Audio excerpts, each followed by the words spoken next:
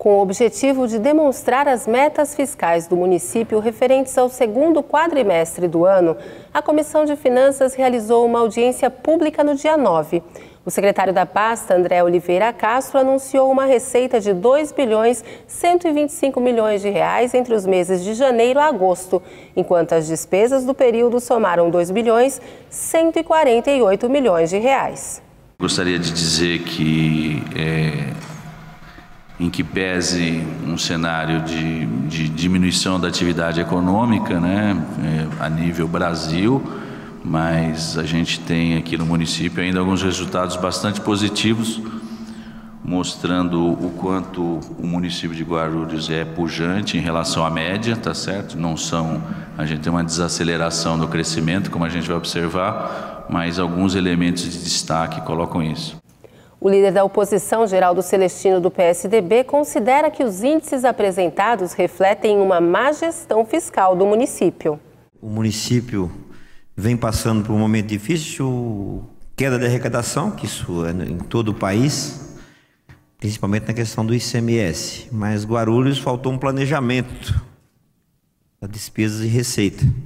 Então, o André está aí, não faz um ano ainda, né, André, como secretário. Não vou culpar o senhor pelos desmandos da administração do PT em Guarulhos, onde não houve planejamento. De 2010 para cá foi estrangulado o orçamento do município. Houve muitas despesas de 2010 e 2011 e sempre ano eleitoral a prefeitura gasta mais, além do planejado. Mas de 2010 para cá foi estrangulado o orçamento e hoje nós vamos pagar caro. Para fechar as contas esse ano o senhor vai sofrer, tá? E a Câmara também, viu, Mário? Porque tem que repassar o duodécimo, que é lei, vai ter que repassar, vai ter que... Se viram, né? É assim a palavra que a gente... Porque é lei, se o prefeito não repassar o duodécimo para a Câmara, é improbidade administrativa. E nós vamos cobrar da oposição, tá? E esse estrangulamento já vem, o município vem sofrendo. De 2012 para 2013, a Caixa Federal foi obrigada a atender aí no feriado o município, senão explodir aí a questão da lei de responsabilidade fiscal e o prefeito ficaria inelegível. E esse saldo que nós vimos por falta de planejamento, principalmente no primeiro governo do Almeida, quando o Alencar foi secretário de Finanças, espero que ele nunca seja prefeito de Guarulhos, porque não sabe planejar. Veio o João Roberto, assumiu a Secretaria de Governo para tentar acertar o município, mas dificuldade. Então o senhor pegou já a bomba na mão, a batata quente está na mão do senhor, vamos ver como nós vamos fechar aí dezembro. André Castro rebateu as críticas e responsabilizou o governo do estado pela diminuição no repasse do ICMS. A receita está abaixo e foi explicado e demonstrado pela queda da estimativa que a gente tinha de ICMS que caiu. O ICMS veio abaixo. Os outros números, a performance é maravilhosa. Ou seja, o ISS cresce a 20%, ou seja, é um número extremamente elevado que mostra a pujança econômica do município, em que pese o cenário a nível nacional, você está em processo de desaceleração. Do IPTU, o resultado também é extremamente positivo. A gente teve redução de alíquota. Se eu aplicasse a mesma alíquota do ano passado, eu ia estar crescendo o IPTU a mais de 20%. Ou seja, como eu fiz a redução, eu tive essa queda nominal que até o final do ano a gente zera, ou seja, reduzimos o IPTU de 25% a 30% para as residências, aumentamos a progressividade, ou seja, quem tem menos paga menos, e mesmo assim mantivemos a arrecadação.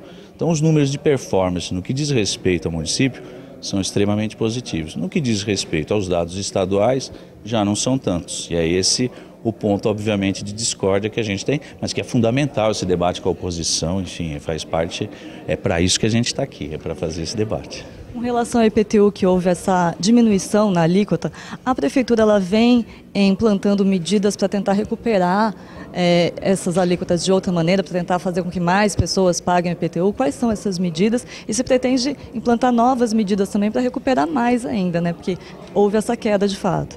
Tá? Não, perfeito. O que você colocou é justamente isso. Ou seja, como é que a gente consegue fazer o que foi dito por alguns? Vai fazer um milagre, que é reduzir a alíquota e manter a arrecadação. É justamente crescer na base. Eu demonstrei alguns números aqui. A gente tem um crescimento de 10% no número de cadastrados no IPTU.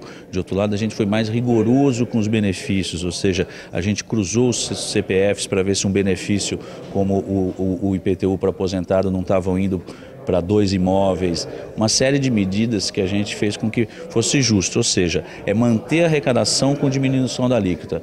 Essa é a determinação da política que o prefeito definiu para o município e isso que a gente demonstrou hoje aqui em números.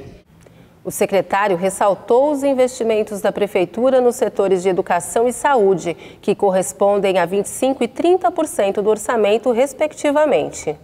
Veja, educação a gente tem mantido quase que em linha, está um pouco acima até o segundo quadrimestre, 27, mas são efeitos sazonais. A nossa estimativa é que a gente feche com 25,5, 25, entre 25 e 25,5. Só que como eu tenho um cenário de crescimento positivo por 2 motivos, a educação tem um segundo efeito.